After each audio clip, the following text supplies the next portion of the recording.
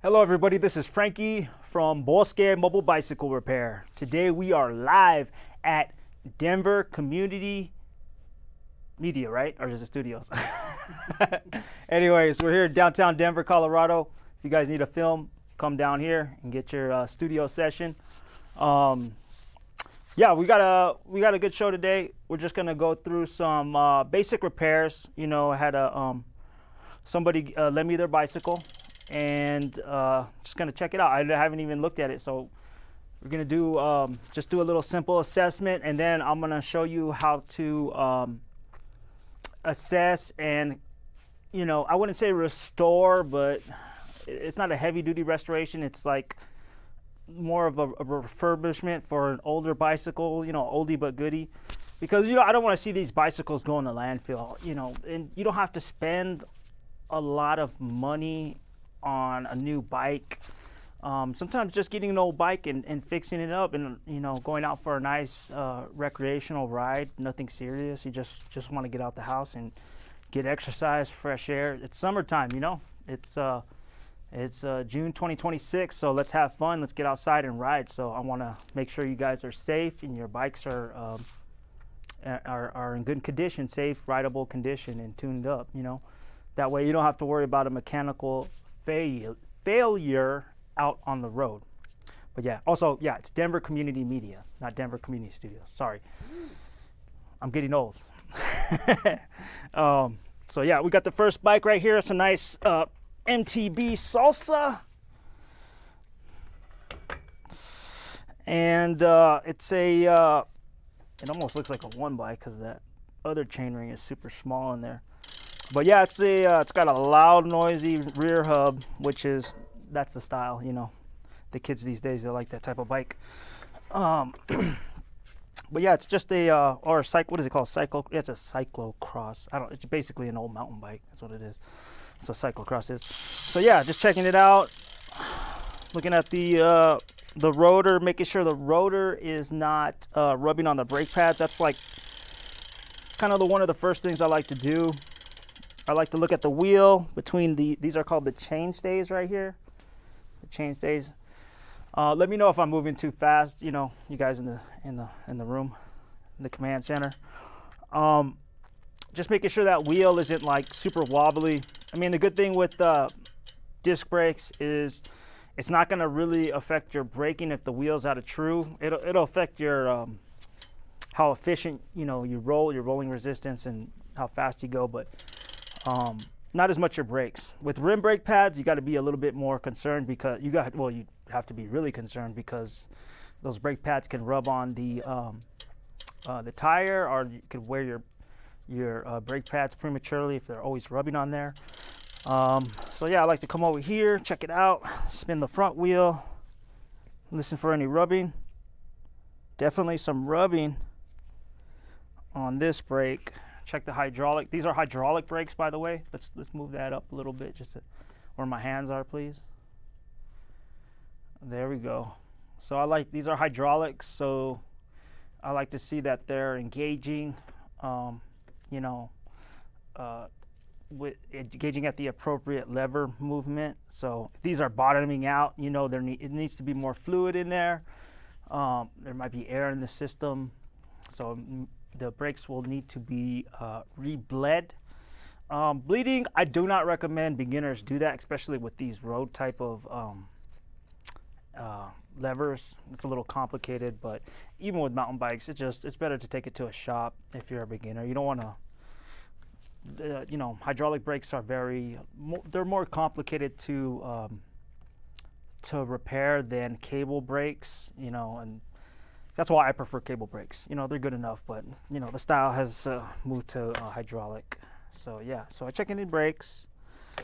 Grab the wheel, move it. Let's go down a little bit. I think that central camera had it pretty good. Center camera, please. Okay, so yeah, I grab the wheel, make sure the bearings are not loose or anything like that. Hold the frame. Boom, boom, boom. All good.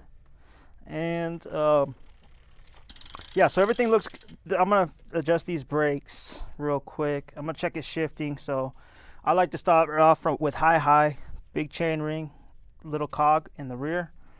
And so I'm gonna shift down. Boom, boom, boom, boom, boom. I'm listening, gotta use your ears. I could tell if a bike's if it's not shifting properly by just the sound.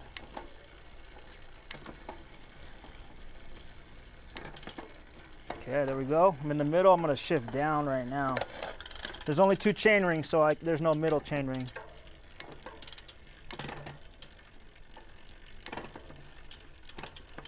Okay. Now what I do is when I get towards the top, I'm gonna shift to the lowest gear. And one thing I'm gonna do is I'm gonna make sure on this direct. Let's get a zoom in on there. No, where my hand is, please. There you go. So I'm gonna make sure that this jockey wheel is these are called the jockey. This is the derailleur, but the little wheels on there are called jockey wheels. You know, like a jockey that rides a horse in the horse race. That's what they call them, jockey wheels. So I want to make sure that this jockey wheel is not rubbing on the largest chain ring. If it is, you got to set the B screw. It's called the B screw. You have the high limit screw, the low limit screw, and the B screw. So on this derailleur, this is the B screw right here. So on these high-end derailleurs, I like to make it complicated. So you have to use a what is it called? A hex key or a Allen key to adjust it instead of a Phillips, a 2mm. So they want to be special, so they do that. So the high limit screw and the low limit screw, it's like tucked back here. This derailleur is for a 1x. It has this little lever right here. Can we get the central camera and zoom in, please, on the PTZ? Or maybe, yeah, let's get. I need to get right here, please. And I'm gonna let the cameraman adjust. Take my time. Okay, so they got this little lever here. So this makes it more tension and less tension. When you're riding, you want it to be with this one. Let me feel it. You never know what it can be. And this all the way up. Yeah, that's definitely more. So with this derailleur, I mean, it has to be upward, you know, rotated counterclockwise to the max, and then that increases the tension. So it's like it's really more tension than an average derailleur, sorry. And then when I put it all the way down, basically clockwise, as far as possible, it's more or less tension. So that's the technology for a 1x system. The derailleurs have a very strong. They're pulling this chain. Let's pull out. This is pulling this chain like really hard to keep it on the teeth of the cogs and the chain ring. That's the whole technology. So yeah, yeah. The I'm not, but yeah. Let's zoom out. So the rider here, he feels comfortable with riding this bicycle, but it is too small for him because the seat post is really extended, very high. I don't recommend it to be this high. If you need to raise your seat post this high, you need a bigger bicycle. But the gentleman, he feels comfortable. So if it works, it works. If it works for him, it works for him. But I don't think this is safe. But he was insistent on riding this bicycle. And but yeah, so also this. But yeah, make sure that this is tightened. This is your seat post clamp. This one is nice because it has a Newton meter rating on it. I'll take this out of the thing. Just kind of go in. Let me see if you can zoom in on. Let me get the one right here. Zoom in on this little number right here. You got that? Let's see if we can do that. Oh, there you go. Perfect. Yeah. So you got 3 to 5 Newton meters, and then the number that says 32, that's just the diameter, the appropriate diameter of the seat tube that this clamp would work on. There's a lot of variations of seat tube diameters and the seat post, these diameters. So a lot of people will buy a replacement and it won't work. So yeah. Also check. Let's zoom out, please. Maybe the central, or yeah, that'd be this camera. Yeah. So under here are 2 bolts 2 bolts right here. Always check that those are torqued. If you ride a lot, you know, even if you don't ride a lot, just it's good to check these before, you know, every 5 rides or 10 rides, because a lot of people get out on the trail and this seat will be loose. It'll be, and then they're like, oh, I need an Allen key, and then they didn't pack it a multi-tool.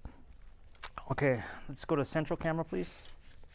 Central camera. So I like to check the headset bearings, make sure everything's tightened up. Cool, looking good. Look, the grip's looking good, the grip tape.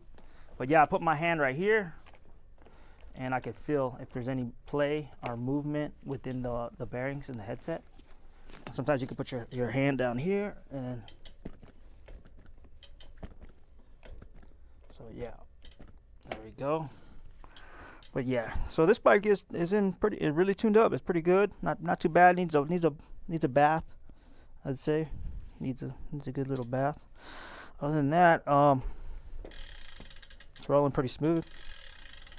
But yeah, I'll do the brakes on it, and then that'll be it for this one right here.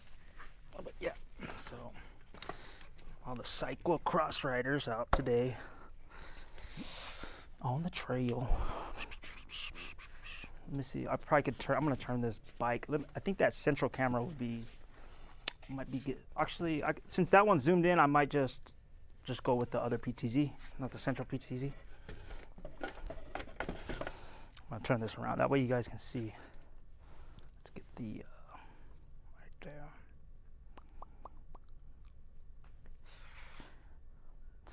Yeah, on the calipers, like boom. Let's see if we can get right there. Let's go up let's see, focus up. That's perfect. That's perfect. See that? If I had a flashlight, I could probably light it up right there. Yeah, right there. That's good. So you can see the light. See that? Yeah, that'll help. Thank you. So let's get this light. Always work in a well-lit area or work outside in the sun. You know. So I'm gonna show you guys. See, there we go. Oh yeah. See that? It's rubbing. It's gonna be. It's rubbing. Now my lav mic might pick up the rubbing sound. Let's try to do this. There you go. Right there. Hold it.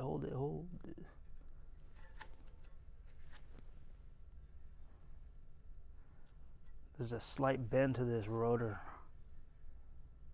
There we go. Yeah, see, it's not rolling as smooth, it's stopping. So there we go.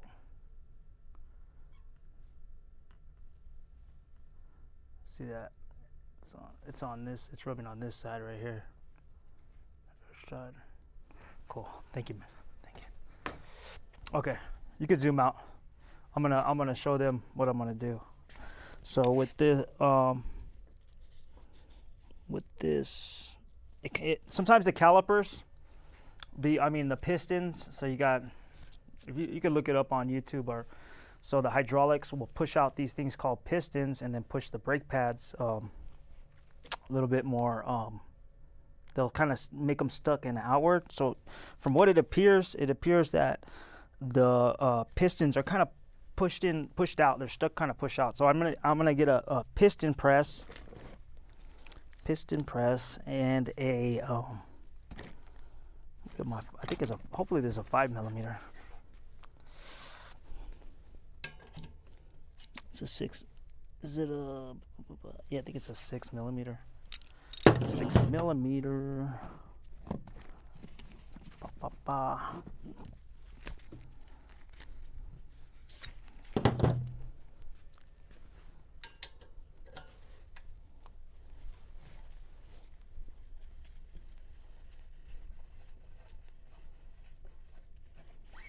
Yeah, that's good. It got grease on his through axle. That's rare. And I see that a lot of bike shops will not do that. You know. So yeah, so I'm gonna push these in. Sometimes I like to do this even though it's not the reason why, because I will be adjusting, and then I'll find out that I have to do that. So I'll just do it beforehand, you know, better safe than sorry. And when you're using these through axles, you have to be careful not to, when you're engaging it, because you don't want to cross thread the other side of the fork, because you're going to have a bad day. And the manufacturer is probably not going to sell you another replacement of this, so, you know. Yeah, it's, well, planned obsolescence right here. Or if they do sell it, it's probably not going to be in the same color. So what I like to do is, with the calipers, oh, this one's a weird one. So the caliper bolts are right here by the rotor. It's a 4 millimeter. 4 millimeter. Oh, let's see if we can get my 4 mil. My 4 millimeter. Okay, so this is okay. So I'm loosening these up. Oh my gosh.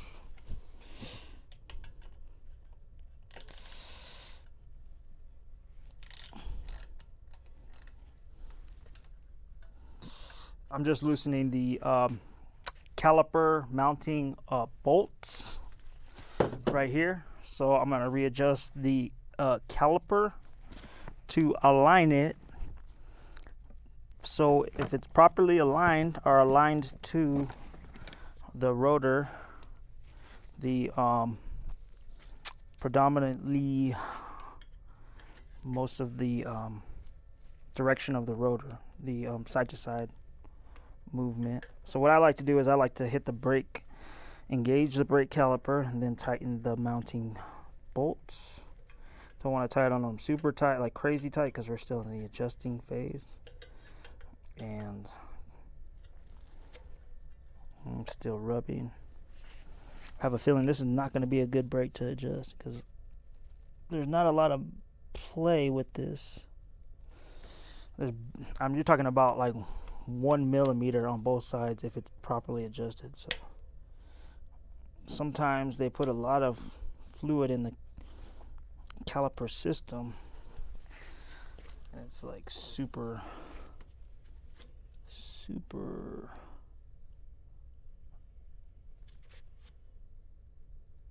I gotta use my ears. So if it's that bad, sometimes I'll just bend the rotor a little bit. So I'm gonna get my drumstick. I don't know what just a rotor truing tool, but this one, I guess, this, shout out to Nate from REI. He actually gave this to me. Master Tech over there, Albuquerque, New Mexico. Cool guy, local legend over there, man.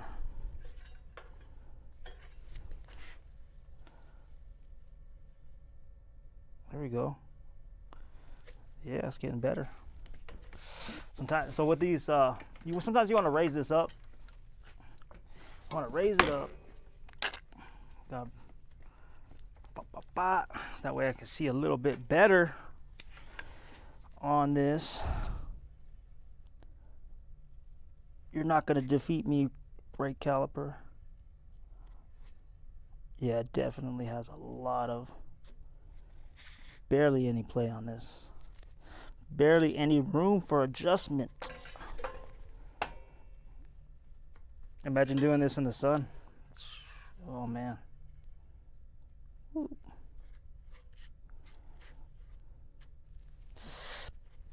Do that a little bit. And then get my 4 millimeter.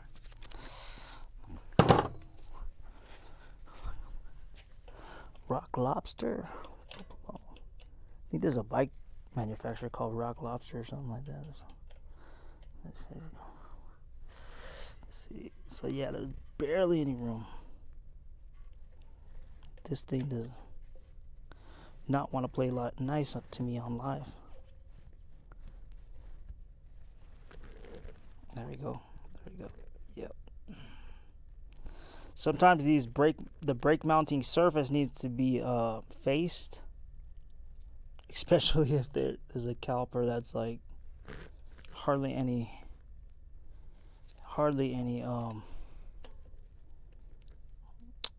what is it called, room on the sides. But I think I got it right now. I think I got it.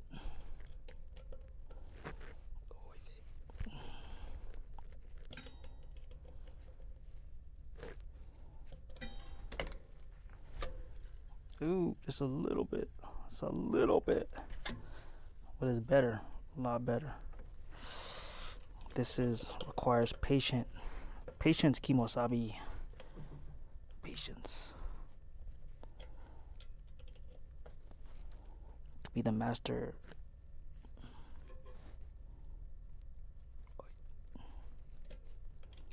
Definitely.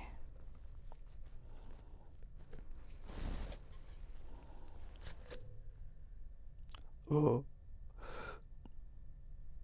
Hold your breath. Hold your breath, everybody. I think I did it. I have to tighten it. Oh my gosh.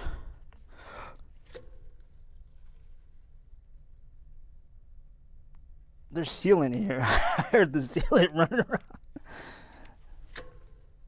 Yeah. Look at that. You see that? And I did it on live TV. I want to see your bike shop do that. They can't. You see that? Bosque Mobile Bicycle Repair. Repping over here. All right, cool. We got that. Let's get this out of here. You guys don't follow me, just leave it right here on that shop, please. Por favor.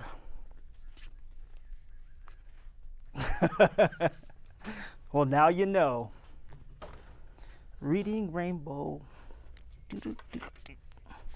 Okay, now I'm gonna put this bike in the stand, and we're gonna talk about refurbishing these vintage bicycles, man. These were in the 70s right here, the bike boom. These things were cranked out like crazy. And then I'm gonna get my expensive Park Tool shop mat right here. This cost $99.99. So it's not Park Tool blue, but it's yeah. Let's get a shot of that special mat right here. If you got a nice garage, I recommend you get this so you don't stain your garage concrete. If you're putting lubricants on your bike, I'm also selling these on my website. And I sign all of them too with my autograph. Okay. So this is a Miyata. I think it's called. I think it's Japanese, right? You know, Tom, is it Japanese? Okay, we believe so. We don't have AI right now. It's down. Anyways, yeah, Miyata. So it's a it's an older style bike, but I mean these things, if you take care of them, they'll last forever. And I mean this thing doesn't really have that much corrosion, which is awesome.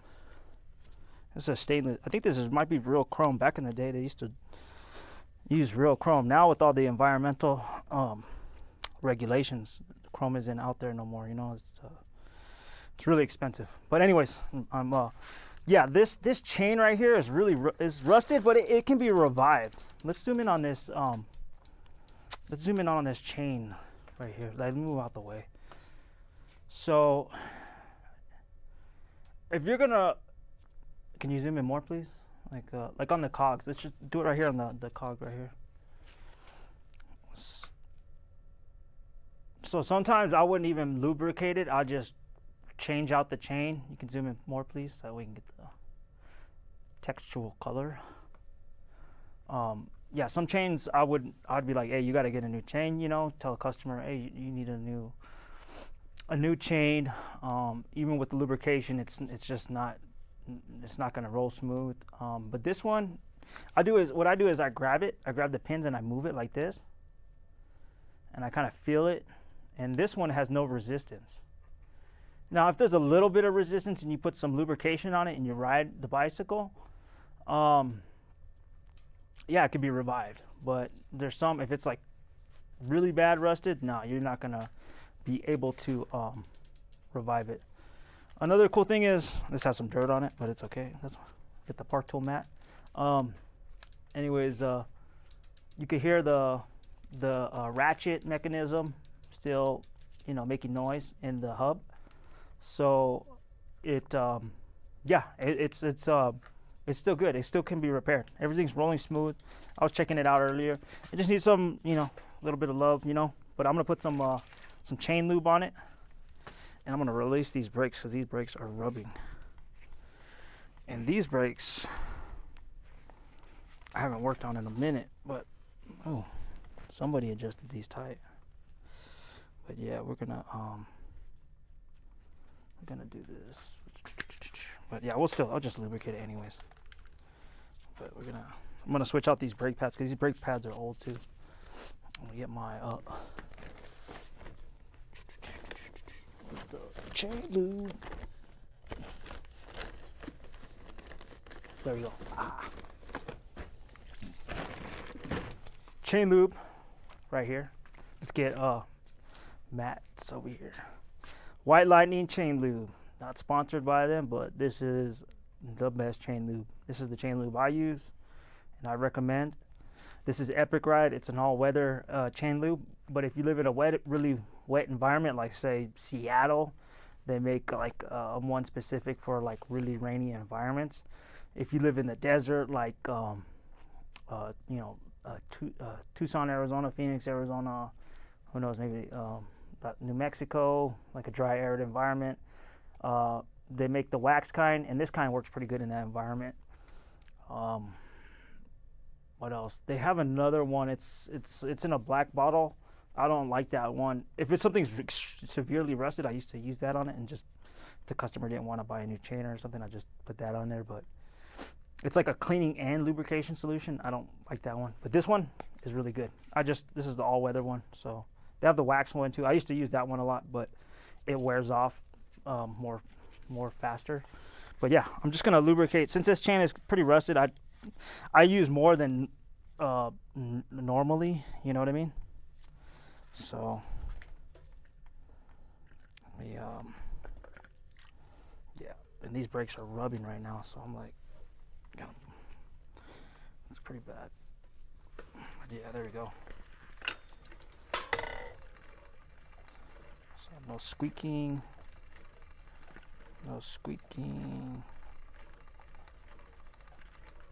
For an older bicycle, this thing can be revived.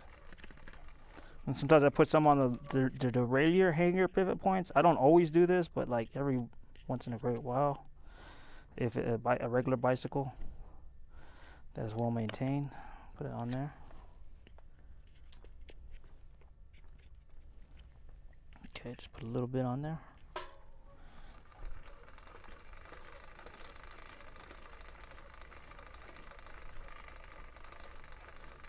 Okay, there we go. So yeah, put it on there. Pop, pop, pop.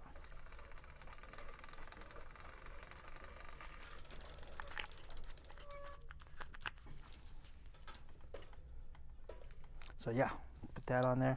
Kind of shift through the gears to kind of evenly distribute the lubrication.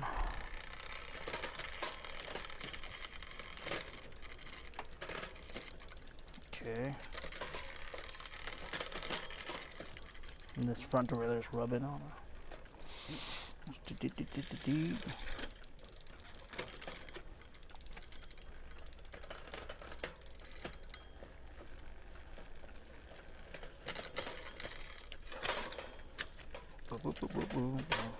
Bada bing.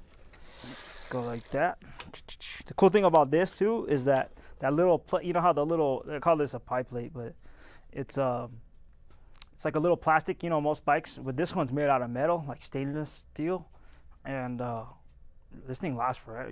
If it's not corroded, you can let it last forever. So that's cool. they made bikes with these made out of metal back in the day. Now they just make them out of plastic, and they're cost-cutting costs. But yeah, so taking a look at this. But yeah, this bike is old. It's got a rubber rim strip in there. I don't like that. It's got gator skins. They put new tires on it. But yeah, most like 10 times out of 10, if it's like an old bike that hasn't been touched in years, needs new brake pads. These are called Bosque brake pads. Can we get a close up on these? I should probably turn. Should I turn it or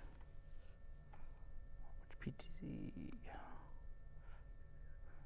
Yeah, I would say like more from the central shot would be pretty, or maybe Matt's camera number 2. I think Matt. Okay. Oh yeah, you're from the back. Yeah, the front one. You got the front one. Cool. Yeah, the front one. So that's a Bosque brake pad.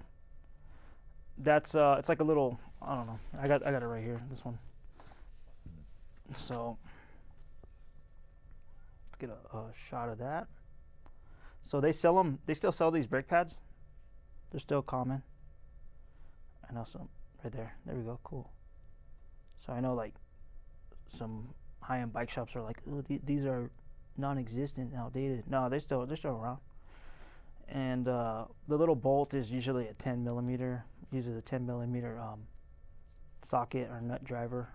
So yeah, these will work good. Nothing wrong with them.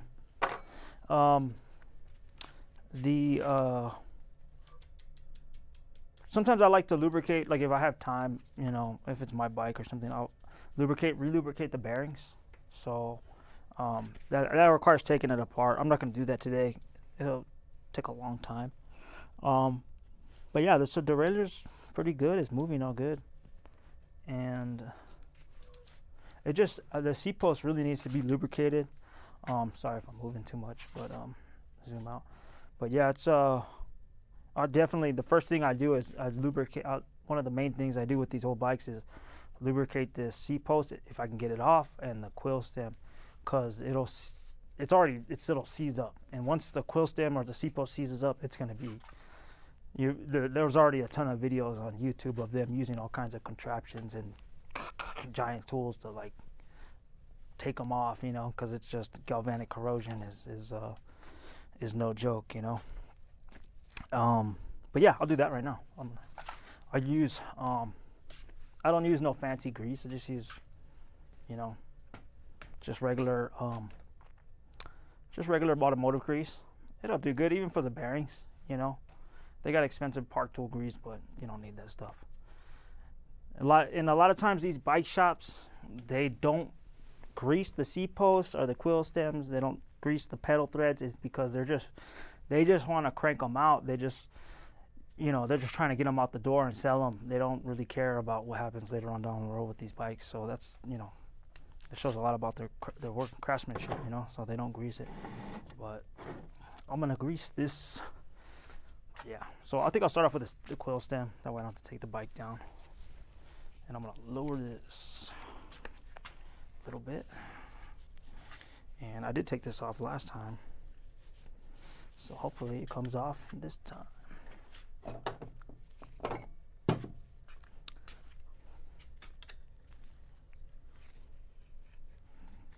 Yatta.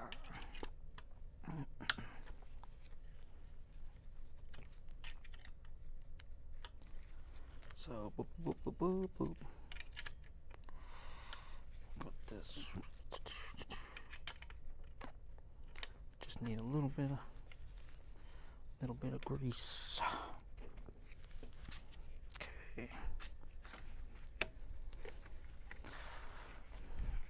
Okay. See that? All that rusted nastiness. So I'll go like that. And I'm gonna get a rag.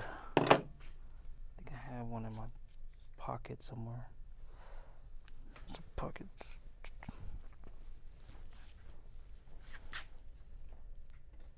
Just use a cut up t-shirt, you know.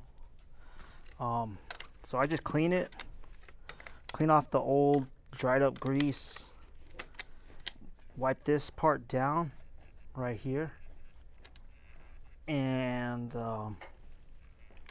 yeah, and let's go like that. Man, they made bikes with like real stainless steel chrome and stuff like that back in the day. Cool, pretty cool. And then I get a little finger, not like a crazy amount, but this is, yeah, that's a little bit too much.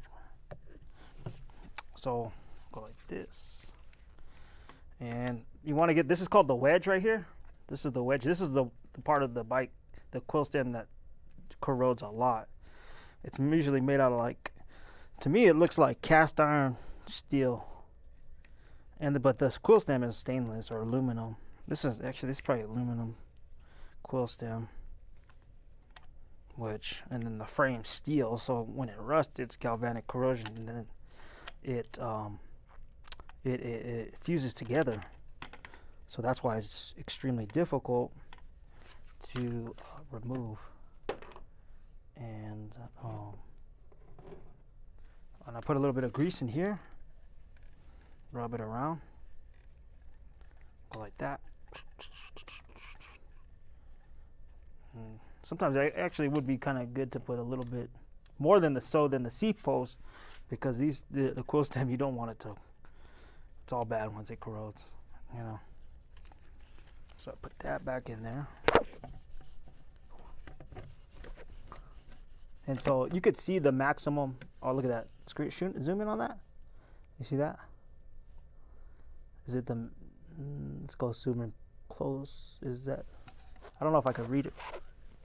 It's as good as you get. Yeah, it shows the max height. You see that? Yeah, that's good. That's good. Yeah, that's good enough. So that the lines right there, those dashes, do not raise it to where that is visible. So this is the, let me keep it on that shot, please. Lower it a bit. I'll go down a bit. Okay, let me, actually, hold on one moment. I'll take off this glove. Okay, cool. So I'm gonna show you the maximum. There we go. Go back to the shot, please. So you do not, so this is the max height. This is the highest you can go with this quill stem. The highest you can go. Well, actually, no, my bad. Sorry. You don't want to see those dash lines. You don't want to see them. You're right there. Boom. Right till those dash lines are not visible. That's like the max height. So that's your kind of your rise in height. So yeah. Plus, you can adjust these thumb shifters to go a little bit higher. That way, you can push this down lower, more deeper into the quill stem. So I can show you that right now. Let me get the where's the pinch clap on this? This one is, oh, I see where it is. It has a Phillips right there. Phillips bolt to adjust the clamp on there. So get this. So with this style, I like when the down tube shifters are on the down tube. But yeah, I can adjust the clamp of the down tube shifters. Boom. See, I can raise this up. I raised it up. You can't really, let's get camera number 2, please. Let's get camera. Oh wait, actually there we go. Can we zoom in right here? I don't know if we're gonna get it. But oh, you're not gonna get it. Yeah, no way I can get it. I'm gonna see, raise it up. So there you go. I'm gonna point to it right here. See that?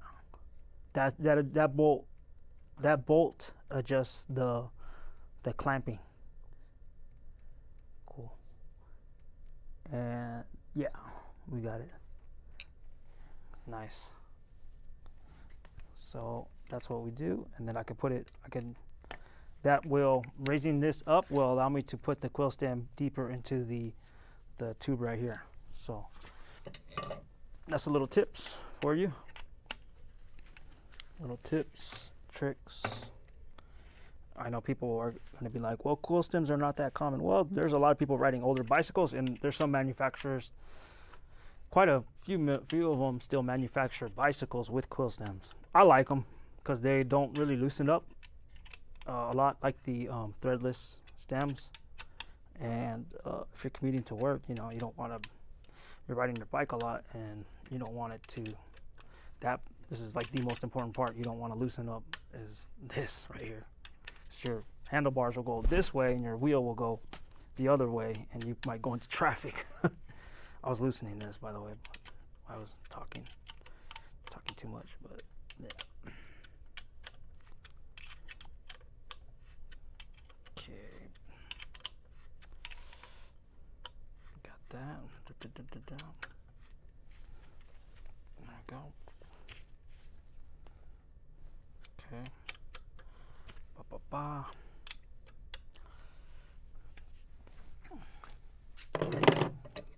Turn this up. Actually,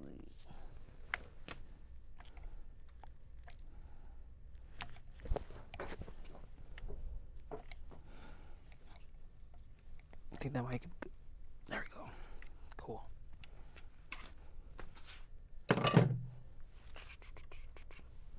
Okay, and then I'm gonna go on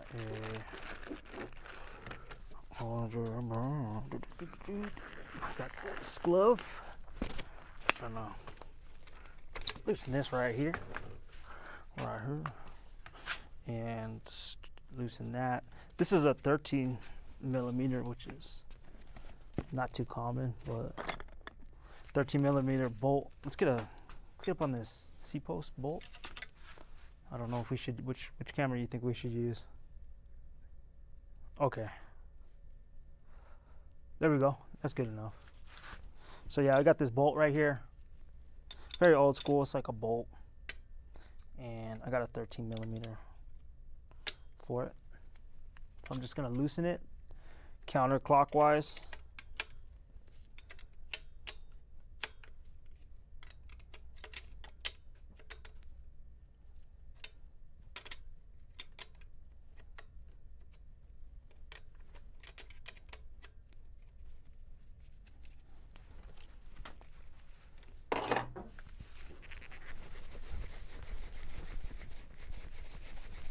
See, it's very difficult, and so I'm gonna get some grease.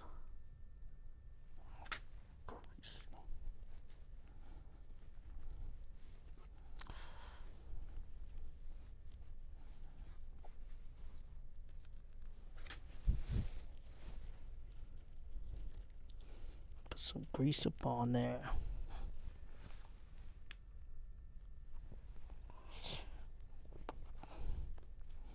Then put it down. See that? Sliding down nice and better. Way nice and smoother.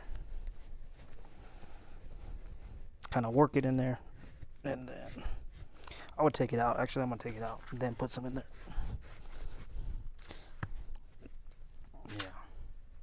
Yeah, that definitely was rusted. That was pretty nasty.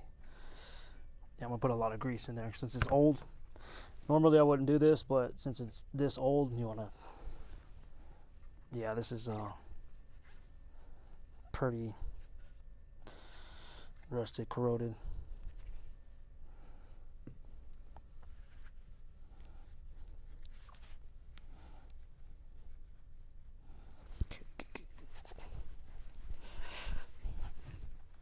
Okay, yeah, there we go. There we go. And get my rag.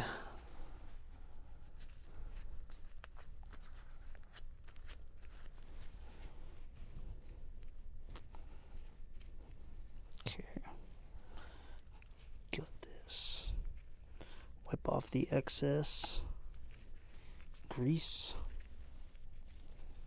So you get that.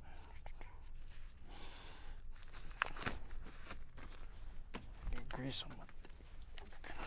Yeah, we got enough clamping space. Put this back. I gotta tighten it. Duh. Make sure to tighten it before you put it back in the bicycle clamp. Make sure it's lined up with your. Let's get the central camera, please. Central.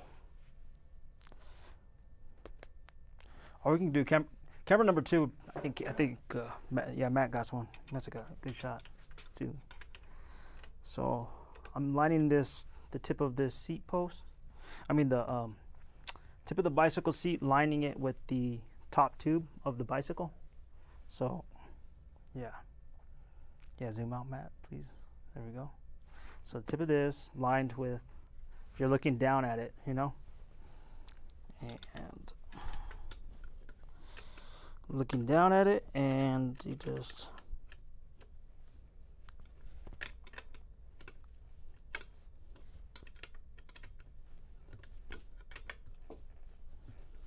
okay. That. Boop, boop, boop, boop. Okay. Put this back in here. Something I noticed with this bicycle, if you can, Matt, can you get a shot of this real quick? Something I haven't seen. I don't think I've ever. I know these exist. I've seen them for sale, but I may have seen them maybe a handful of times. These are pedal extenders. So this extends how, see the pedal, you screw the pedal extender into the crank arm. This is called the crank arm. And then you screw the pedal into the pedal extender. I think these are called pedal extenders. But basically, this moves the platform of the pedal more outwards. So this is a fitting, this is a device to kind of help your bicycle fit you better. These are rare that I see these, but I have seen them before. So this is something that's pretty rare. But yeah, if you're I guess, you know, your leg, you know, if you don't feel comfortable, you want your legs to be wider. Let's get a shot of that. So if you're riding, you feel like your legs want to be a little bit more wider. You know, say my arms on my legs, then you use those pedal extenders. So that's something I saw about this bike. That's the cool thing about working on bikes, is you never know what you're gonna get. You never know what you're gonna see. So there's all kinds of different accessories to help you your bicycle fit you. You know what I mean? Because we're all built different. You know, we're all built different. But yeah, so that's pretty cool. I'm gonna pump up these tires, make sure the air's okay in them, see if it holds air. Cause I might just switch this one out, this tube out on this one. But I just want to see it. But sometimes, you know, if you have an old bike, it's good just to swap out the tube. So that's what I'll do. You know, I'm just gonna do that. So this bicycle is very old, and it uses an older diameter of tire. It's a 27 inch by 1 1/8 inch. Which camera should I use to zoom in? Let's zoom in on this one right here. Zoom in on this one. Just so we can see how good we can do. Got number 2 on this one. So they still make tires in this size. They still make bicycles. Not a lot of them, but they still do make bikes in a 27 inch size. So this is an older diameter. So, and then that's the number that is 28 to 830. That's ETRTO. Now, a lot of people may have trouble buying tubes for these, because a lot of tubes are not going to, that's actually good that I'm talking about this. So a lot of tubes are, you're not going to be able to find a tube size that says 27 inch. Most of the tubes are going to be 700C size tires. So a lot of people think they could put a 700C size tire on a rim that is built for 27 inch. Can we get a zoom in on this box, please? Because I'm going to show you right now. But you can, now when it comes to tubes, there's a lot more play. There's a lot more room to mix match. So this is a tube that is the size 700 by 20 to 28C will fit in a tire that is 27 inch by 1 1/4. But this is a 1 1/8. 1 1/8 is slightly smaller in width, in the width of your tire, in the width, than a 1/4 inch.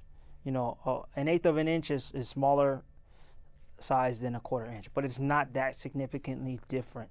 It's not. It's just barely a little bit. So I would use this. So this is only meant for a 1/4 inch, 1 1/4 inch. You could still get. It's technically a little bit too big in the width department, not in the diameter, but in the width. So I could still fit this in here. Like it's not going to be a safety issue. It might be a little bit difficult, but I doubt it. With this, it's not going to be difficult. But we're going to find out. So this is a trick, because I know a lot of people are riding old bikes and they want to fix them up and ride them, and they're like, I can't find a 27-inch size tube. Well, you can use a 700C. It would probably be best to use a 700 for this 1 1/8 inch diameter. It would be better to use maybe like a 700 by 20 to 24, or like a 700 by 19 tube. But you know, it's hard to find those in a one that has a Schrader valve, not a Presta valve, you know. But we're gonna find out. So this is let me show you. So this, you know, just to show you what a Presta valve is. Zoom in on that box, please.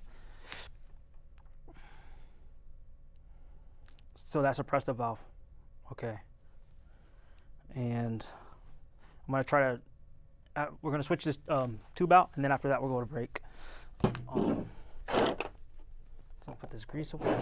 So I'm gonna take off this wheel, and it looks like it is a 15 millimeter.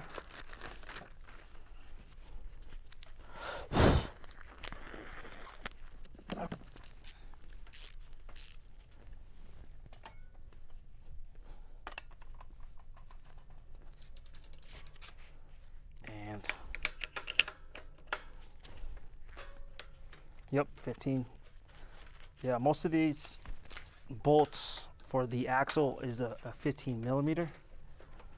Always be on the smallest cog.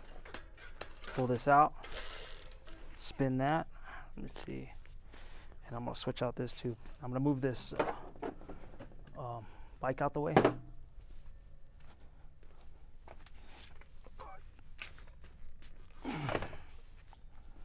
Okay, let's do this.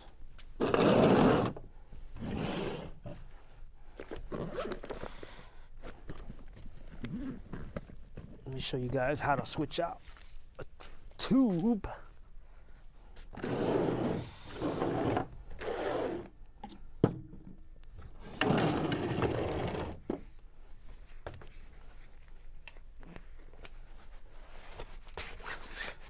It's all dirty.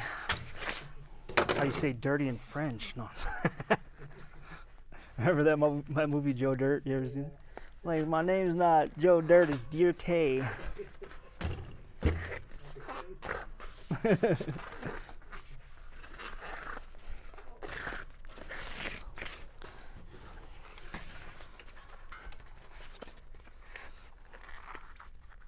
So yeah, this is immediately after when I was taking this off, the rim strip it broke.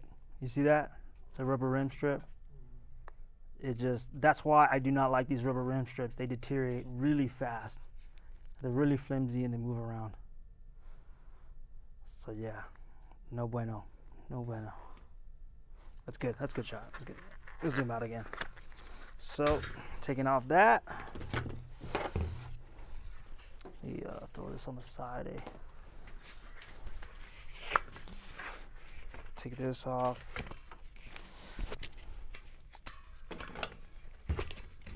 Yeah, definitely needs. So I'm checking the spoke nipples and make sure that they are nothing, no spokes are protruding, or the spoke nipples aren't sharp, or the rim isn't sharp. I'm moving pretty fast, but for those at home, move your hands slowly and visually inspect it. Use your eyes, your hands. Make sure there's nothing sharp. Sometimes the valve hole can be drilled out and it's not reamed, so you gotta ream it, deburr it. So That's the thing with cutting metal, fabricating metal, is that you get burrs. Machinists, metal fabricators, welders know about this. So it's good to wear gloves. Cameraman, drink some water. Over there choking over there. Because I'm going to need some water in a little bit too. So, and let me see. And so, let me get some, I like to use isopropyl alcohol and clean the rim before I put the rim strip on. And, oh my gosh. Let's see if I can put it, there we go. Let me see if I can find some. I think I brought some with me today. Isopropyl alcohol.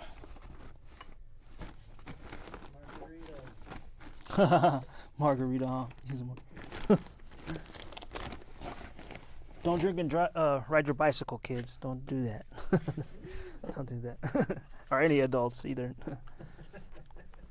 Or old people. Yeah, or old people, you know. Let's do healthy activities. Let me see. Oh, I was going to use water. I'm just going to use water and a rag to clean it.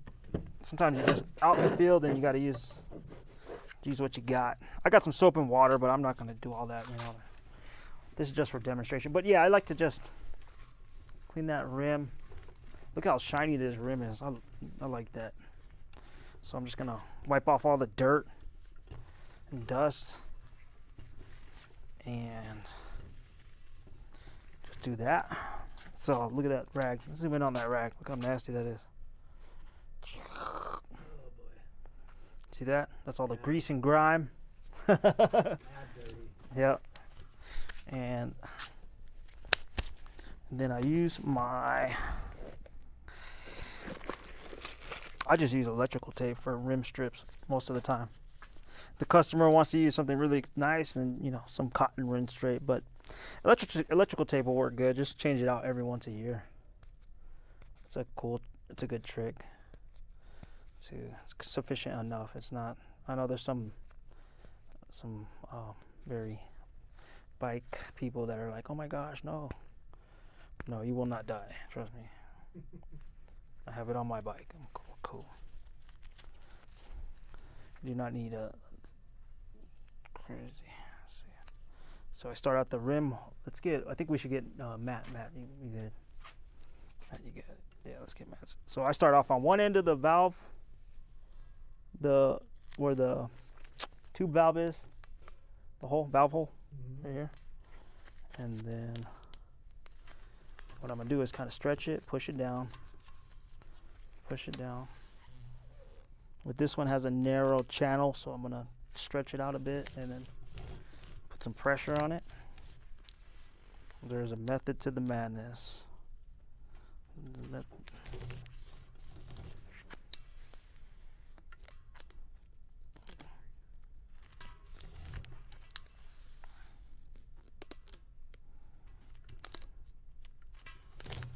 And if you want to get a lot of rolls of electrical tape, go to Harbor Freight because these sell like a 6-pack for like a couple bucks.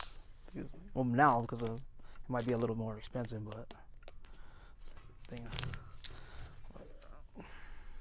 so we go.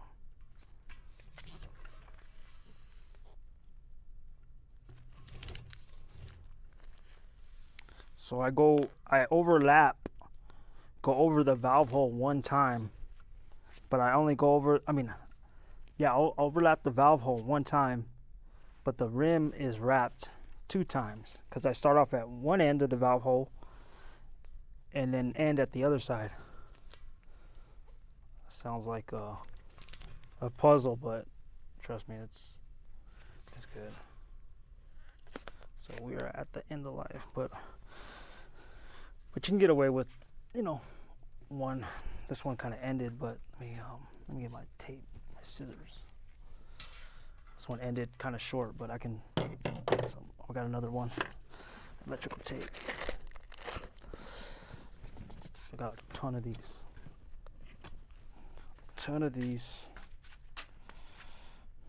So yeah.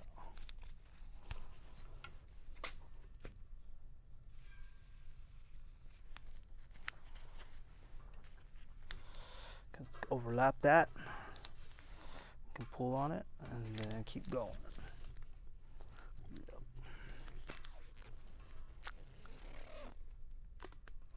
Overlap the edge of the previous where it would end it, and you can keep. It'll work out. So yeah, if you live in a hot environment, definitely change it out once a year. But if you're in a cold environment, or not, not so hot, and you might get away with it being longer, but I'd recommend just once a year, just switch it out. But I recommend the cotton rim strip. It's called Velo. I think it's called Velo Fix. Is it? Might be Velo Fix, but cotton rim strip. But that one's been made for a long. There's one brand that has been made for a long time, and I spend money on it. But yeah, there we go. And then I get the Phillips, and I poke a hole in the valve hole, like that. My brush at.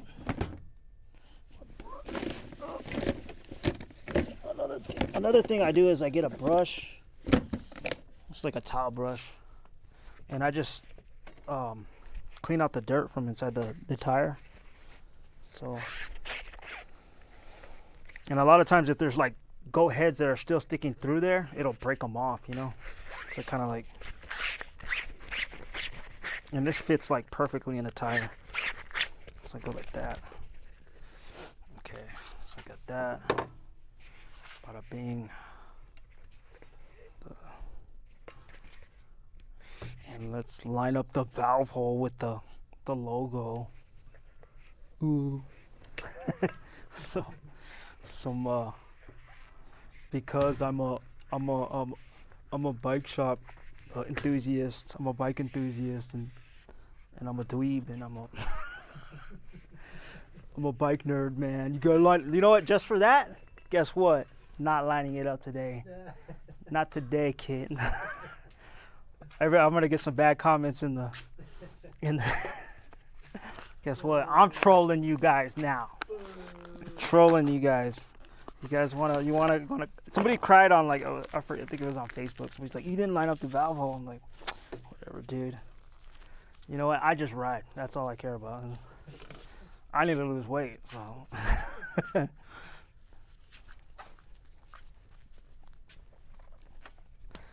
I don't have enough money for Ozempic, so I gotta ride my bike, all right?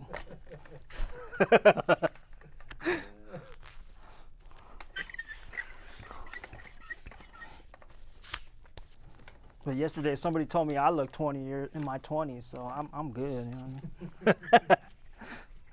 I'm not worried about lining up a logo with the valve hole.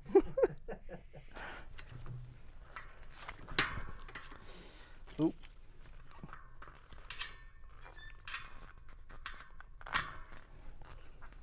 Okay. Sometimes with that electrical tape, you gotta kind of remit because, oh, there we go. We good. That's why you only go over the valve hole one time with electrical tape, because if you do it 2 times, you may not be able to put that valve through there unless you kind of trim it. But yeah, even though this tube said only for 1 1, I think it's 1 1/4 inch, I could tell right now by just putting it in, it'll fit really good inside this tire, even though it's a 1 1/8. Yeah, it's going in like smooth, so there's no problem. They probably just didn't want to put 1 1/8. I mean, if it's on the packaging, or they just didn't do it, but it'll fit so good.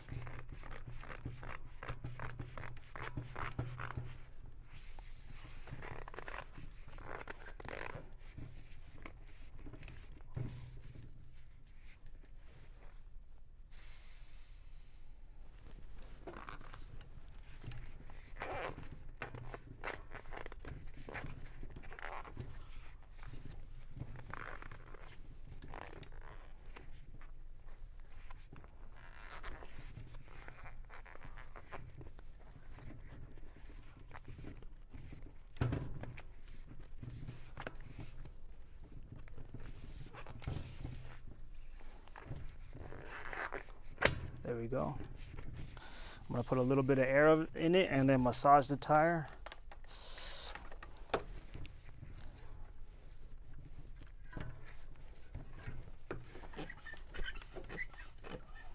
it in there.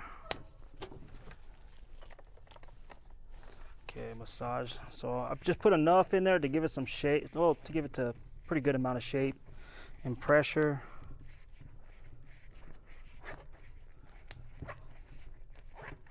Just gonna massage it. Make sure that it's good to look inside. Make sure there's no the tube is not in between the tire and the rim. So I got a lot of videos on this, how to install a tube in a tire. Go check it out. You know, there we go. I'm gonna pump it up to the appropriate PSI, which is, and if it's a Continental Gator skin, it's extremely difficult to read because they just want to make your life harder.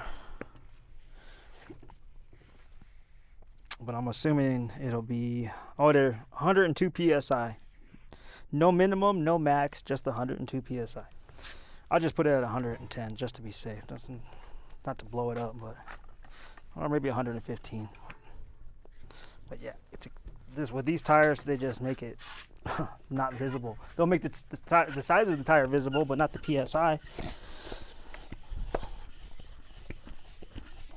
And I'm using my surface pump. Let's get a shot of this pump, because I love this pump, and I wanna promote my pump right here. This is Surface. Yes, where's the logo at? Oh. I'm not sponsored by them, but I do love this pump because it has the pressure gauge up here, and practically 95% of all bike pumps have it on the floor where you can't see it that well, and it's not like they make these numbers super visible, so you're not like hunchbacked over, and yeah, so, but yeah, this is it's looking good. Just double checking this to make sure that this tire is not, I don't want this to pop on live TV. But,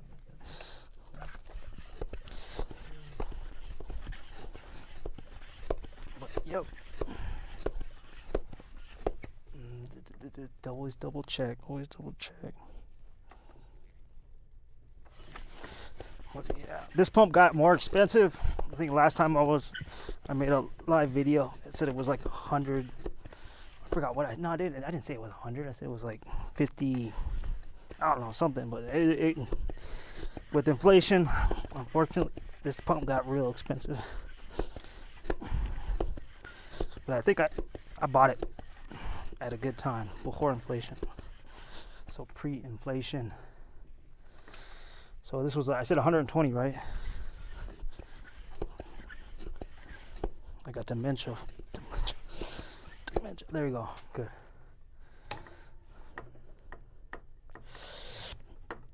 Uh-oh. What's going on here? Danger wheel. Okay. And put on the cap. And we're going on a break. We'll be right back. Let's go to commercial.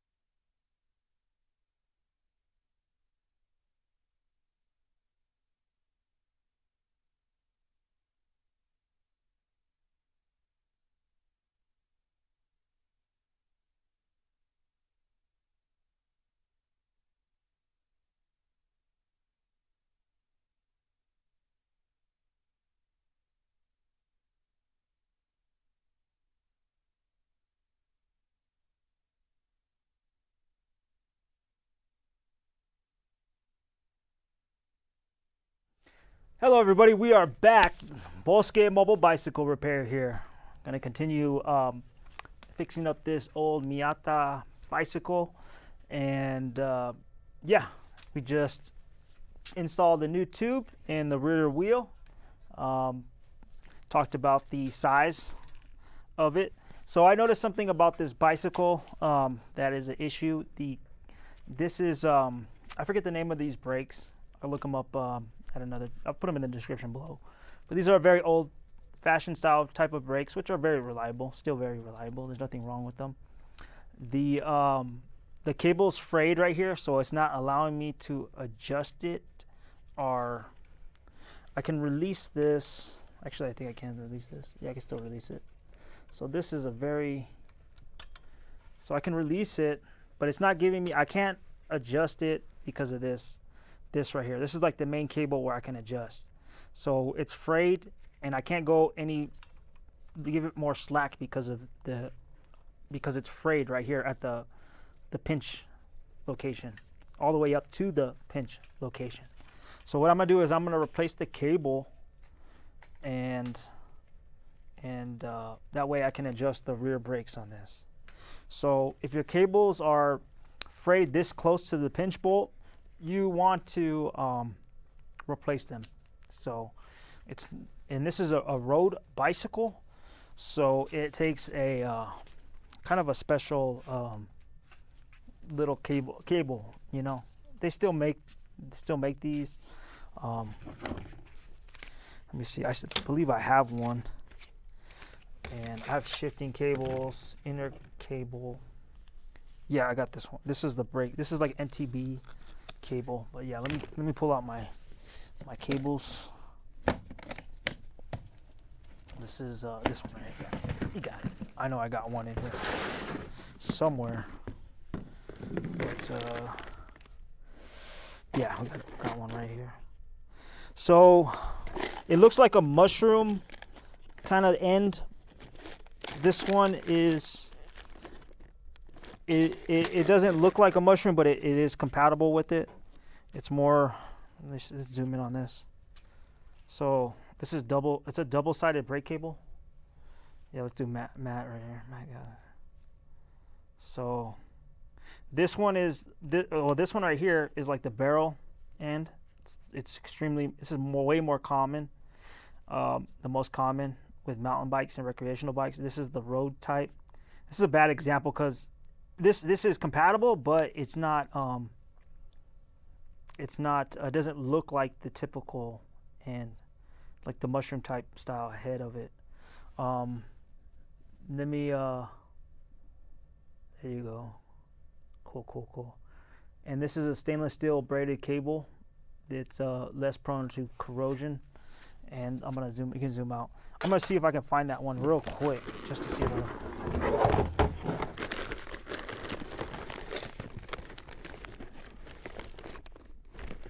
because I think I have one in here. I know I have one in here. Let's see. But I'll put a link in the description to the what it looks like.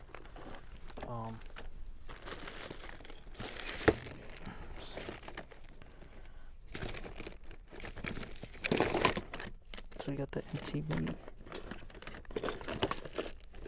predominantly.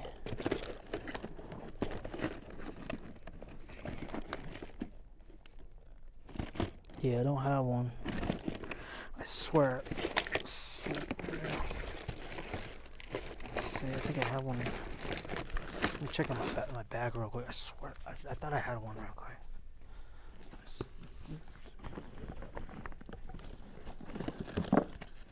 Mushroom stuff. No, I don't have one. It's all good. We're gonna roll with it. So yeah, we're gonna I'm gonna replace this. Kind of show you. This is I'm not a big fan of road levers like these levers because they're not that good. I mean, they're just not easy to replace. So you gotta feed it under here, and I'm checking the cable housing. So I'm gonna cut it right now. Use a cable cutter. Boom, boom. Cable cutter. Super B cable cutter. Really good. So, and it's gonna be impossible to get the shot inside underneath this lever, because you gotta let me get number 2 right here. Yeah, that one's good. So yeah, it's gonna be kind of impossible to get underneath here, but you can see where it has this like swivel barrel type of seat underneath it. But you're gonna have to find out on your own, because I'm gonna have to get a cell phone shot and then upload it. But yeah, here we go. Yeah, duh. This is what it looks like. That's what your typical road brake end. Let's get a good shot of that. That's what it's supposed to look like. But the one I have is still compatible. But you see, this is how it looks, like a little mushroom. Mm-hmm. That's a road end brake cable, a road bicycle brake end cable for road bicycle brake levers. This is still in use today. This is for cable brakes on road bicycles. Now the hydraulics, they don't use these. They don't use cables. They just use a fluid, hydraulic fluid. Some use mineral oil. Some use DOT, what they call DOT oil, which is Department of Transportation grade. DOT. That's what DOT. So the same type of fluid that's used in vehicles is used for some hydraulic brake cables. But another option is mineral oil. But yeah, you can go down that rabbit hole. It's yeah, so it's a whole little thing. But yeah, so this is a dual-sided. They make it so just in case you have a road bike or a mountain bicycle, you can use either or. So I'm gonna cut that off. And this, a lot of with these old, let's get a shot over here. Number 2, please. Show a shot over here. So be careful not to drop this piece right here, because a lot of the older levers, sometimes this is detachable. This one is detachable. So don't lose that piece, because that's where your cable sits in. If you use without it, it's not going to work. Your brakes are not going to work efficiently. So it's like you don't need a ferrule on this end, because the diameter of this is just right for the diameter of a cable. So I'm going to feed this inwards, and this is the okay, and hopefully this cable's long enough. It should be, yeah, it'll be long enough. Okay, and I'm gonna feed this up and through here.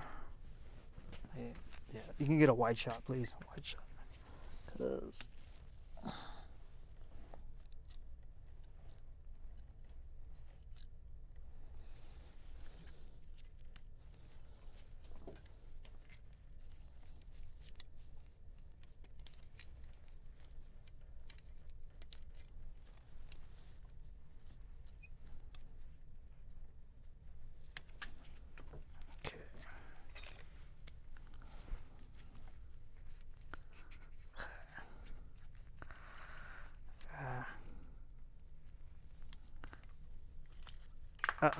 yeah, that's it's gonna.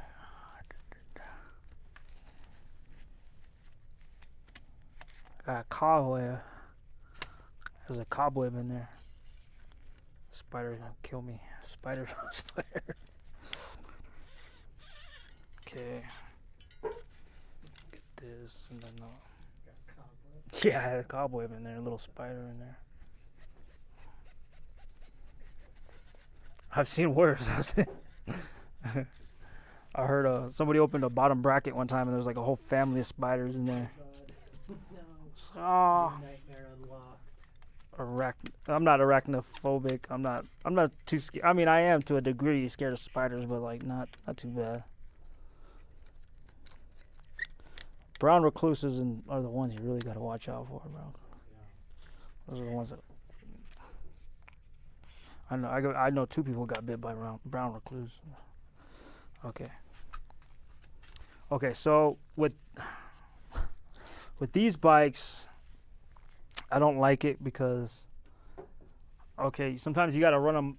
It's proper to run them over versus in front of the like this.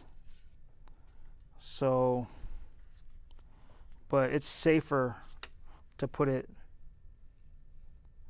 this way because you're not gonna get your hands caught in it. That's why I don't really like these brake levers because of the, you know what I mean. You can put a modern style kind of, some modern style brake levers on these old bikes and run it through here, tape it, and then run it through there. These are kind of dangerous because, you know, you could be riding and then that's some, you know, but older, you know. But yeah, I like to run it like this because it's just, well, you still can, you know, get it caught, but it's not as detrimental. But I prefer to do it like this, you know. Let's do it like this. It'll still, if it's not bending at a sharp, it's not going to kink it. But I think this is a little bit more safe. This is more safer, you know. So, gonna do this. Gotta run that cable. Okay. And I should be putting new cable housing, but because of time, we don't got that much time. So, I'm just gonna. I did. Sometimes you gotta feed it through the cable housing and put it, then put it through the barrel adjuster. And I bottom out my barrel adjusters. That's just me, you know. And then I stretch the cables, adjust. Yeah, that one's sitting in there. It's having a hard time sitting in there, but okay, boom. So I got the pinch bolt mechanism. Pinch bolt. Okay, let's get a shot of this right here. Oh, let's go to PTZ actually, because this is really small. I don't know. You think you'll get it? You'll get it. So you see this. Focus. Okay. Got it. Let me flip that over. Okay, let me flip this over so they can see it. And that, I think this cable cut my cut my finger, but yeah, these things can poke you. They're really sharp, so be careful. So it's a 10 millimeter. 10 millimeter. And what I'm gonna do is get I use my nut driver on this one. The nut driver, 10 millimeter nut driver. How's my audio in there? Am I talking too low? Audio sound good? Okay, cool. Where did I put it at? Oh, shit. We are live. Get my number 10 millimeter.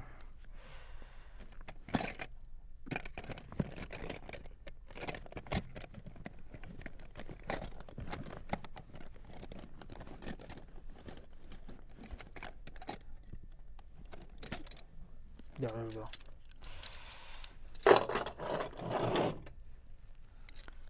This. Oh, it's actually a 9. Oh wow. It's a 9.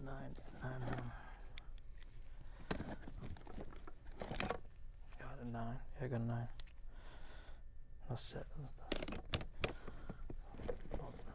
Bam, got a 9. Oh, yeah, that's seized up. Sometimes these things can seize up. Oh, here we go. Get another one.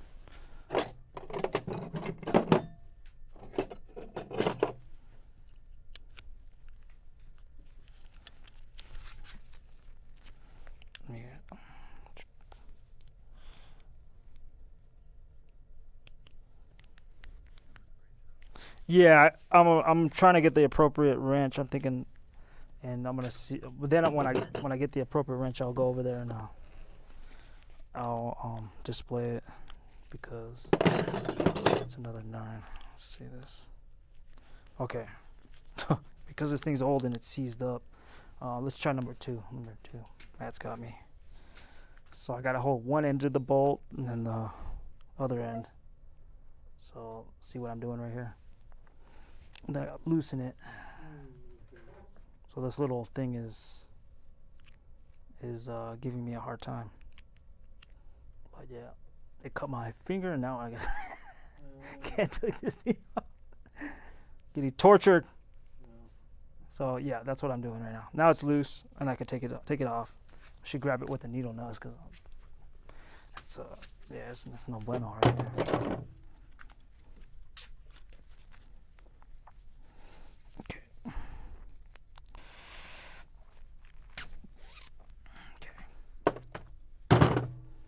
That bada bing bada boom, and we're gonna feed this through now. Feed it through. There's a little hole in here. See if we get number 2, please. 2. I got it. See that little hole right there? Yeah. So I'm gonna feed that cable in there. Okay. Got it. Okay.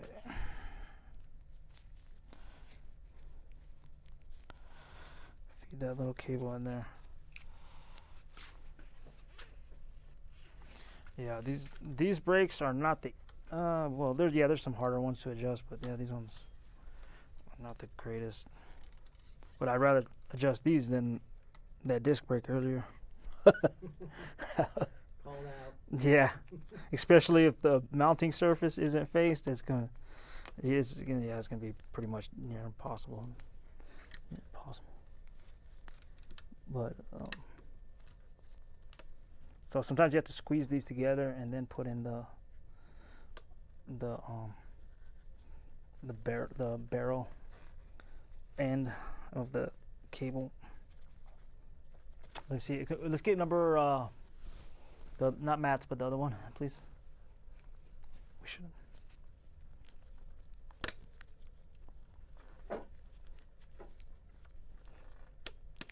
There we go. Can you see? Can you? Oh, not. Yeah, there we go. So I had to put this in there, but I had to squeeze these together in order to put it in there. It's like a very weird thing. So right now I'm gonna put the wheel in, and then get a cable puller and adjust the brakes. So let me get this, my wheel. Let's get a wide shot, please.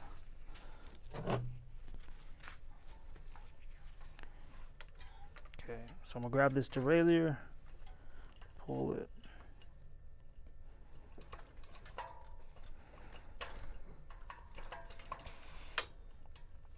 Okay.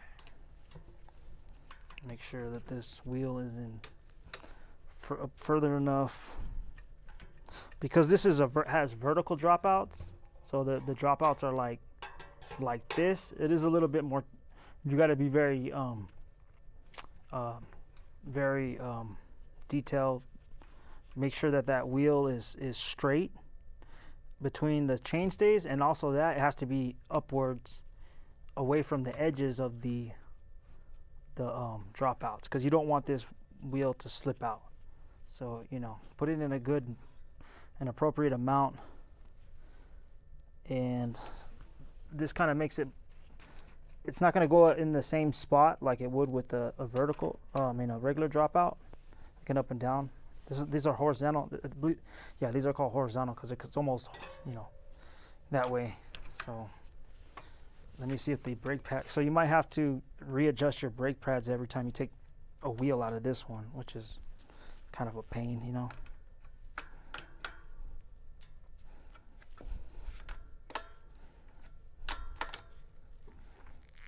And tighten that up. It looks straight. I use my finger sometimes, put my finger between the rim and the chainstay to kind of gauge if it's even.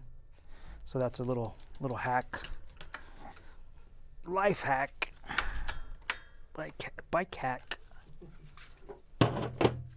And sometimes I squeeze these together instead of using the cable puller, but actually I should use the cable puller.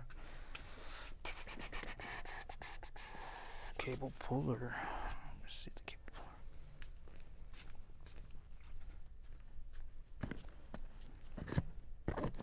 Cable pullers. Oh, there it is. Yeah. Super B. Shout out to Super B. They make some pretty good bike tools.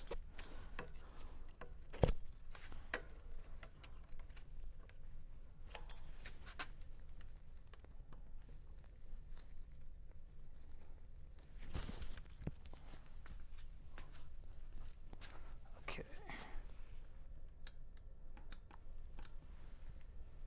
That's pretty good. Tighten this up. So.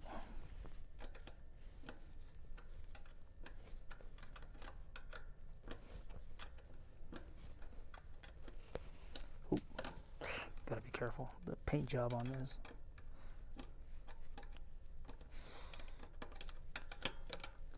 Yeah, it'd be good to put a rag between there. Let's see.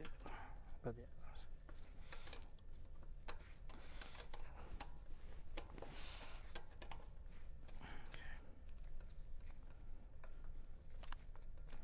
And it's got a release. There you go.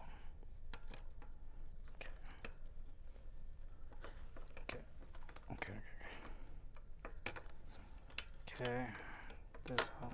I think these cables are pre-stretched. I buy pretty good cables pre-stretched because you don't want to be dealing with it out on the trail, you know, because you'll be riding a lot. So check this. Now it's spinning. Though. Definitely needs to be more tightened, more taut, that cable. So, but let's get a shot of that wheel. Can we get a shot in here? Yeah, there you go. So yeah, so the brakes aren't rubbing. Earlier the brakes were rubbing, but I couldn't adjust it because this cable was frayed. So right now I'm still adjusting. So what I'm gonna do is I'm gonna get a rag. I'm gonna get a rag in the cable pullers. And I'm gonna put a rag right here, place a rag on the chainstay that way I don't damage the paint on it. It's got candy paint. And then I'm gonna loosen it, adjust it, reapply.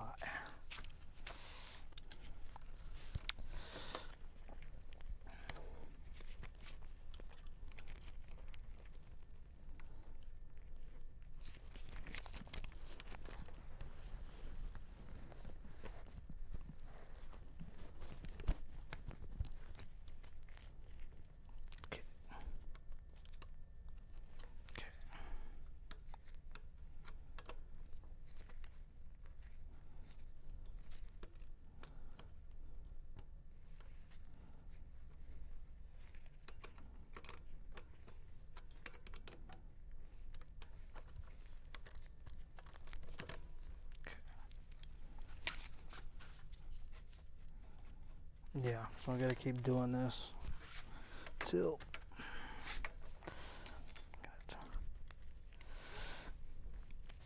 wait, it's not even.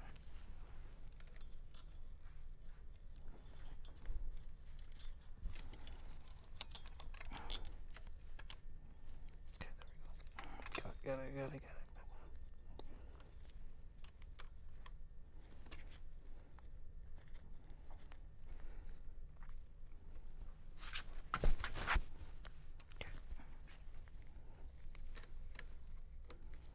Okay.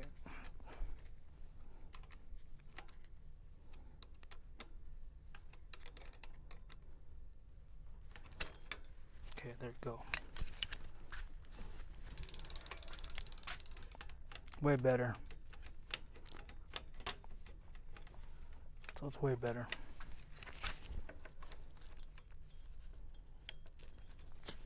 Just needs to be a little bit more tighter.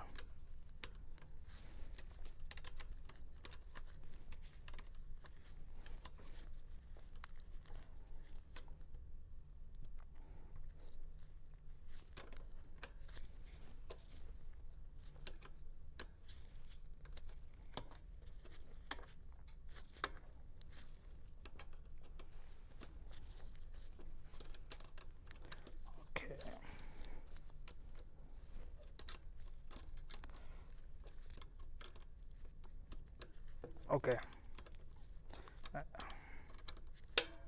We're almost done.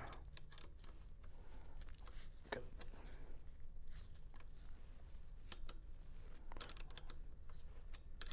Okay, so I got this bolt tightened up, the pinch bolt, and I'm gonna nip the cable, put a cable end on it. Cable end on it. Let's get this I don't like to cut it super short. You can cut it reasonable to where I can, if I gotta readjust it, I can what is it called? I can go back and have some cable amount of stretch to pull on. There we go.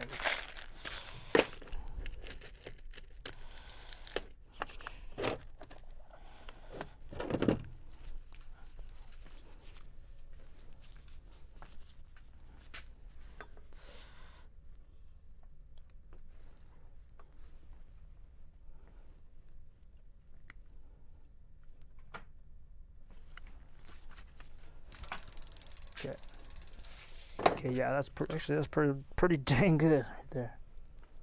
It'll stretch. That cable will stretch, so I'm not too worried about it being the brake pads being too close. I can move the whole caliper and adjust it that way, and then when I get it where I want it, I'll go in there and tighten up the main bolt that mounts the caliper, which is underneath here. Can we get a shot of it? Number 2, please. We're gonna get number 2 on it. So you see that? This is the mounting bolt right here. This is the mounting bolt for the caliper. Oh, this should always be tightened. You know, these do loosen up relatively, I wouldn't say easy, but, you know, often they do. Not like super, like after every ride it's going to loosen up, but, you know, if you ride a lot, you brake a lot. So I check these brakes.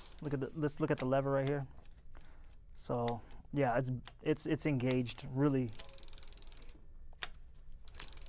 It's a little too tight, but that cable is going to stretch over time, so it's going to be in a good mood. And then I adjust the brake. This does need new box brake pads, but we don't have enough time, so we're just going to use just these just to show you how to adjust them, you know. But they're pretty simple. I got a 10 millimeter nut driver. You can use a 10 millimeter wrench. Nut driver is a lot more easier, more ergonomic. So go like this. Make sure the brake pads aren't, when you hit the brakes, you don't want them to be rubbing on your tire. You don't want to be hitting too high on the rim. But sometimes some rims are very narrow. They don't have a lot of surface area, so they may not keep it on that shot mat. There you go. So they may not, what is it called? You may not have a lot of room for adjustment. So it just depends on the surface area of the rim. That one's a little too, I think this one's a little too high in my opinion.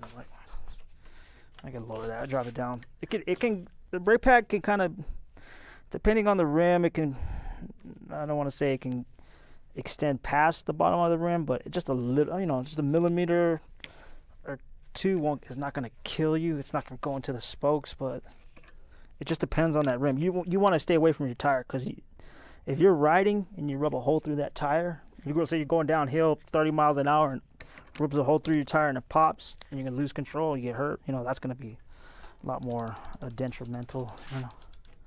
But yeah, it's hitting at a good, yeah, it's going, extending past just to like a mil.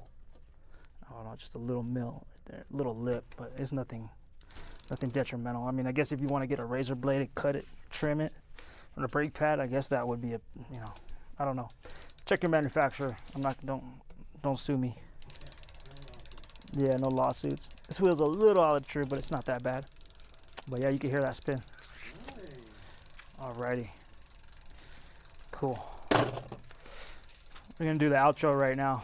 So let me move this out the way. Oh, I'll move it. Okay. Let's move this right here. Do the outro. But anyways, thank you everybody for tuning into my live stream. This video is going to be also posted on my permanent videos. Shout out to Denver Community Media. Thank you very much. Shout out to the crew. Thank you guys. I appreciate it. Yeah, check out my website, Bosque mobilebicyclerepair.com. Link is in the description below. I'm on 15 different social media platforms.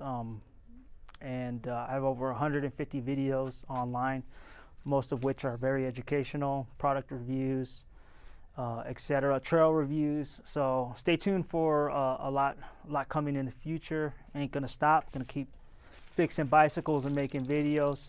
Also, let me know in the comments in the where you're from, what country. You know, I get people from all over the world watch my videos. Africa, Ireland, Canada, UK. What else? I think Philippines. A lot of people from the Philippines, I think, are watching my videos. So it's cool, man. I love to see that everybody around the world's watching my videos. Anyways, so hang loose, shaka bra, and take care.